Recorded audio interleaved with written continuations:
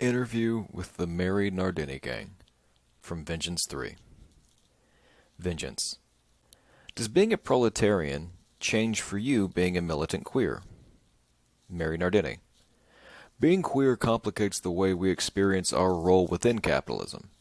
Queer bodies are often forced to sell their labor in ways that would be excluded from traditional Marxist narratives of what it means to be a worker.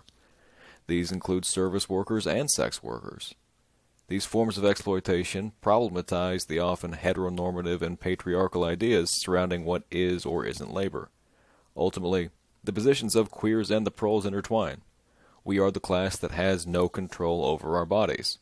This means different things in various situations, but the bosses that manage our time and the queer bashers that manage our gender are clearly all class enemies. Vengeance. Why does both the spectacle and also the mainstream gay and lesbian movement seem to only identify with the middle and upper classes and never with the working and poor people? Who benefits from such a narrative? Mary Nardini. It is abundantly obvious that the politicians who lead the LGBT community are only interested in preserving power for the ruling class. Political campaigns for gay marriage, gays in the military, and hate crime legislation only reproduce the capitalist institutions of marriage, military, and the prison industrial complex. And it goes much deeper than that. Representations of queers portray and capitalize on image of wealthy, affluent, white, able-bodied gays and lesbians. You only need to look as far as Will and Grace or a copy of any LGBT magazine to see the way that queer bodies and desires are shaped by capital. Vengeance. Within anarchism, there seems to be a coming clash, or a current clash, between activists and hooligans. Why do you think this is? What are the tensions that have given rise to this division? Mary Nardini. To be cheesy and quote, the coming insurrection, quote, everyone finds herself forced to take sides, to choose between anarchy and the fear of anarchy, unquote. The divide that is happening in the broader anarchist milieu is also happening among radical queers. I think that a lot of the tension is rooted in that a lot of people have confused radical queer struggle as a safe haven for the worst form of identity politics. They're really sorely mistaken.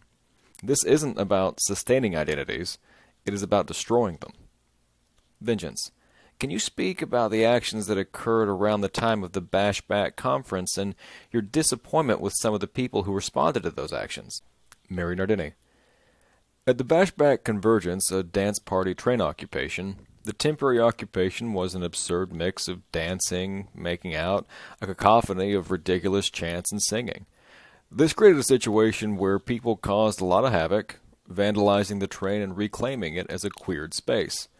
A spontaneous street march then erupted from the train. The march attacked luxury cars and pulled shit into the streets. Someone within the march began pulling newspaper boxes out of the streets and back onto the sidewalk while yelling, "This is a peaceful protest." After the news boxes were removed, a police cruiser literally ran over someone's foot and officers began beating people with their telescoping batons. 4 people were arrested.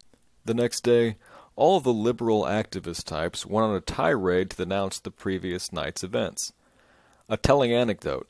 3 white people stand up in a row and denounce the occupation as racist because there were people of color on the train. There were people of color who actually live in Chicago on that train. They were actually part of the community. This is racist. People were being rude. Then 2 female-bodied people of color who live in Chicago respond, saying that they find everyone disgusting. Bashback isn't about being polite or nice. Bashback means challenging and destroying normalcy. This is going to be rude. It's going to be messy. If you aren't into this, then you're in the wrong place. Everyone's silent for a moment, then the stack continues. They're ignored, and more white activists continue to talk about how the action was racist and alienating to people of color. It continued as folks talked about all the white dudes with passing privilege who instigated the situation. I'm really disgusted by people's actions and sentiments that day because of their complicity with the police and their silencing of all the bodies that weren't white, cisgendered, and male. Vengeance. Where would you like to see Bashback go in the next several years, if the network is going to continue? Mary Nardini. I would like to see groups of queer anarchists working to build autonomous power and getting more conflictual.